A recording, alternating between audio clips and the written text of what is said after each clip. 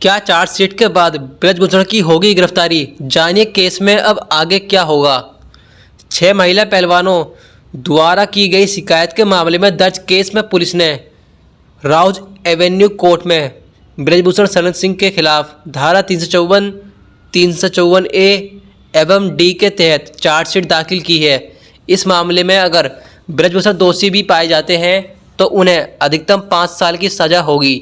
BJP सांसद ब्रजभूषण के खिलाफ दर्ज यौन उत्पीड़न के 2 मामलों में दिल्ली पुलिस ने गुरुवार को चार्जशीट दाखिल की। नाबालिग द्वारा दर्ज केस में ब्रजभूषण को राहत देते हुए दिल्ली पुलिस ने पॉक्सो का मामला रद्द करने की सिफारिश की है, जबकि 6 महिला पहलवानों द्वारा की गई शिकायत के मामले में दर्ज केस में पुलिस ने राउज एवेन्यू कोर्ट में ब्रजभूषण के खिलाफ धारा 354, 354 ए एवं डी के तहत चार्जशीट दाखिल की है। ऐसे में सवाल उठता है कि क्या अब ब्रजभूषण की गिरफ्तारी होगी या नहीं। आइए जानते हैं कि अब इस केस में आगे क्या होगा। सबसे पहले ये जानते हैं कि 6 महिला पहलवानों की शिकायत पर चार्जशीट में जिन धाराओं का जिक्र है वे क्या हैं और किन मामलों में लगाई जाती हैं और उनमें कितनी सज़ा का प्रावधान है। आईपीसी की धारा 354 अगर किसी महिला की मर्यादा और सम्मान को नुकसान पहुंचाने के इरादे से उस पर हमला या आपराधिक बल का प्रयोग करना या उसके साथ गलत मंशा के साथ जोर जबरदस्ती की गई हो। सजा इस धारा के तहत आरोपी पर दोष सिद्ध हो जाने पर उसे कम से कम 1 साल की सजा और अधिकतम 5 साल की कैद या जुर्माना या फिर दोनों की सजा हो सकती है। गैर जमानती धारा, इसके तहत क्या किया गया अपराध एक संज्ञेय और गैर जमानती होता है, यानी मजिस्ट्रेट कोर्ट ही मामले पर विचार करने और अभियोजन पक्ष और शिकायतकर्ता की दलीलें सुनने के बाद जमानत दे सकता है। आईपीसी की धारा 354 ए अगर कोई व्यक्ति शारीरिक संबंध या अवांछित और स्पष्ट यौन संबंध का प्रस्ताव देता है या यौन अनुग्रह की मांग या अनुरोध करता है, महिला की इच्छा के बिना उसे अश्लील कंटेंट दिखाता है या यौन संबंधी टिप्पणियां करता है, तो वह यौन उत्पीड़न के अपराध का दोषी होगा। सजा अगर कोई उपधारा के खंड 3 के तहत दोषी पाया जाता है तो उसे कठोर कारावास की सजा सुनाई जाती है। इस सजा को 3 साल तक बढ़ाया जा सकता है या जुर्माना या दोनों ही सजा सुनाई जा सकती हैं। अगर कोई उपधारा 1 के खंड में दोषी पाया जाता है तो उसे किसी एक अवधि के लिए कारावास की सजा हो सकती है, जिसे 1 साल तक बढ़ाया जा सकता है या जुर्माना या दोनों की सजा मिल सकती है।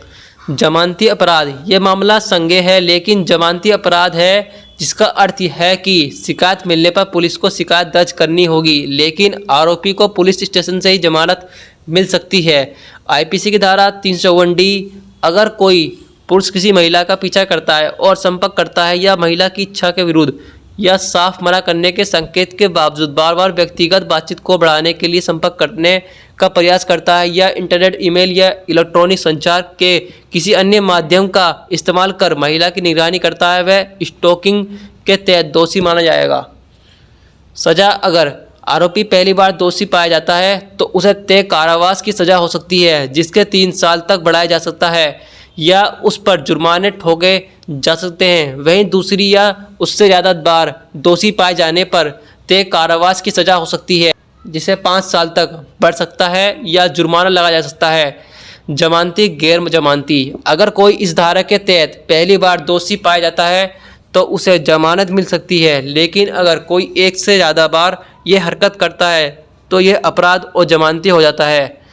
7 साल से कम सज़ा में तुरंत गिरफ्तारी जरूरी नहीं, यानी ब्रजभूषण सिंह पर जो धाराएं लगी हैं उनमें अगर उन्हें अधिकतम सज़ा भी मिलती है तो वह 5 साल तक की होगी। सुप्रीम कोर्ट के 2 जुलाई 2014 को अरनेश कुमार बनाम बिहार सरकार के मामले में दिए गए फैसले के मुताबिक जिन पुलिस तत्काल गिरफ्तारी नहीं करेगी, जिन अपराधों में 7 साल से कम की सज़ा है उनमें पुलिस तत्काल गिरफ्तारी नहीं करेगी। पुलिस शिकायत के बाद आरोपी को नोटिस जारी कर पूछताछ के लिए बुला सकती है। अगर आरोपी जांच में